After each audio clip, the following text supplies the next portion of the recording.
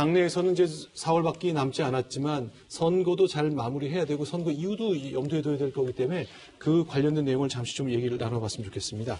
자, 민주당 이제 정리하시고 그 이후도 준비를 하시는데 같은 질문을 역시 국민의힘에게 또 드리겠습니다만 선거를 통해 배운 것, 그래서 앞으로 내년 대선 정국까지 가는 과정에 우리 당은 이런 점에 신경을 더 써야 되겠다고 느끼는 것, 좀 정리하자면 어떤 게 있겠습니까?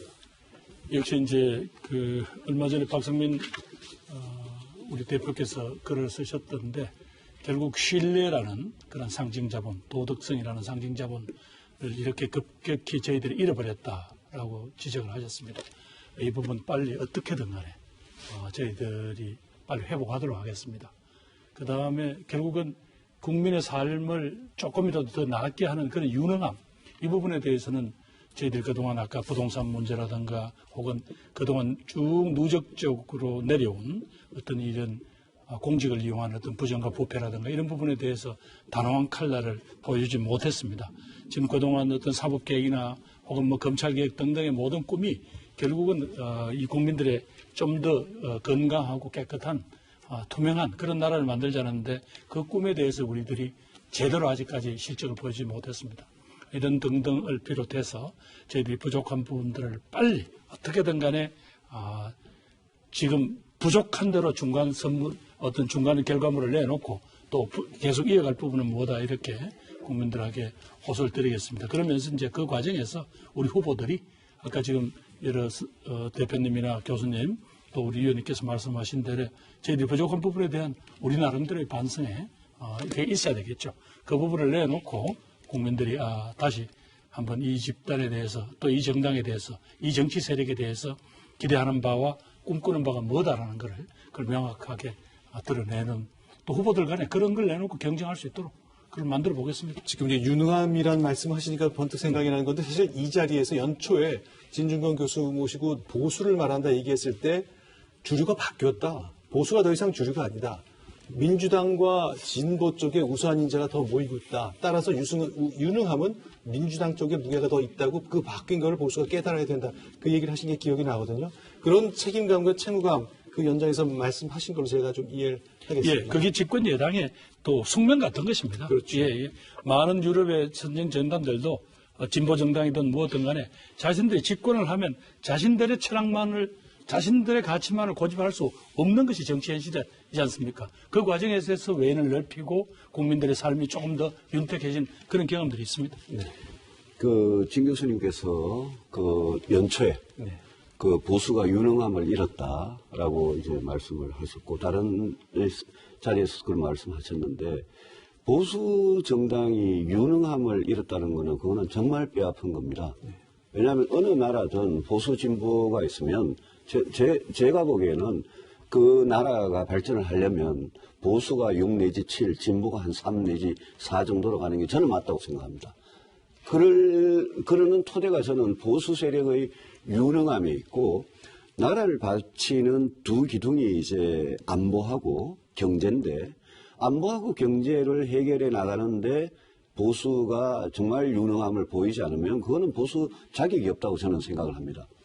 지금 경제 안보라고 말씀을 드렸지만 사실 이 시대에 제일 지금 중요한 시대적인 문제는 저성장, 경제가 성장 안 하는 거. 그다음에 우리 인구 문제가 얼마나 심각합니까? 저출산, 그리고 양극화 이 세 가지 아니겠습니까? 저는 보수가 이 세 가지 문제를 해결할 수 있는 그런 능력, 그것을 보여주지 않으면 지 교수님 말씀대로 유능함을 진보 세력한테 뺏겼다는 거 이거는 뭐 보수로서는 뭐라 그럴까요? 본질을 잃어버린 그런 상황이니까 그거는 저희들이 꼭 되찾아오고 싶고 또 하나 저희들이 굉장히 아까 강조하고 싶은 게 제발 자유만 이야기하지 마라. 제발 시장 경제만 이야기하지 마라. 진보가 지금 특히 문재인 대통령과 그 문재인 대통령을 둘러싸고 있는 그 핵심 586들, 586 운동권 출신들이 가장 지금 잘못하고 있는 거는 위선과 거짓이고 그 위선과 거짓이 공정, 정의로 공정하지 못한 세력이다라는 게 지금 일반 특히 젊은 사람들이 분노를 가장 이렇게 들끓게 하는 거 아니겠습니까? 저는 우리 야당이 그 가치를 그 가치를 가지고 뺏어온다 이러면 좀 어폐가 있지만 그 가치를 가지고 저희들은 경쟁을 해야 된다고 생각합니다. 이 시대 정신이 공정이라 그러는데 우리 야당이 그런 공정이니 정의니 법치니 법 앞이 평등이니 이런 거를 다 진보정당한테 빼앗겨놓고 우리는 어디 가서 무슨 가치를 가지고 국민들한테 호소를 하겠습니까? 그래서 저는 유능함과 또 공정이라는 시대 가치, 이 시대적인 문제를 해결하는 능력과 시대 가치를 이 두 가지를 가지고 저희들은 꼭 찾아오고 싶고 그걸 찾아오면 저는 중도의 지지를 계속 받을 수 있는 그런 보수 정당이 될 수 있다고 생각하거든요. 그래서 아까 말씀하신 대로 저희들은 이 선거 끝나도 우리 전당대회도 있고 대선도 있거든요. 그래서 저희들은 이 과정에서 보수가 혁신하는 모습을 보이는 게 굉장히 중요하다고 생각합니다. 알겠습니다. 이제 잠깐만 말씀 주셔서 죄송한데요. 정리를 좀 하겠습니다. 이제 마무리할 시간이 됐기 때문에 김부겸 의원부터 위원님께서 충분히 말씀하신 걸로 알고 예, 마무리 발언을 좀 한 30초씩 시간을 드릴 테니까 중도 유권자에게 드리는 메시지도 좋고 오늘 이제 80분 넘게 토론한 것 관련해서 이렇게 정리해 주셨으면 좋겠다는 걸 좀 정리를 해 주시죠.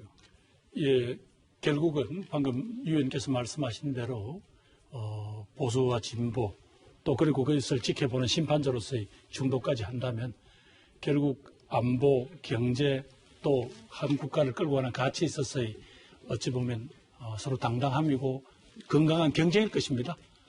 오히려 보수가 지금에 있어서 한미동맹을 더만 외칠 게 아니라 보수가 오히려 미국의 강경파를 설득해주고 진보가 오히려 북한 정권의 태도 변화를 요청한다면 오히려 안보 문제에서 대한민국은 지금보다 훨씬 더 큰 힘이 나올 겁니다. 아마 곳곳에서 저희들의 부족한 것을 지적해 주셨습니다. 저희들 변하겠습니다. 저희들의 변화를 지켜봐 주십시오. 예, 오늘 주제가 중도를 말한다기 때문에 딱 짧게 그 말씀만 드리겠습니다. 중도가 원하는 건 정당이나 정치인이 진영의 전략적 자산이 아니라 대한민국의 전략적 자산이길 바라는 겁니다. 저 정당이나 저 정치인이 존재하는 게 특정 진영을 위해서가 아니라 대한민국에 꼭 필요하다. 좀 그러면 된다고 봅니다.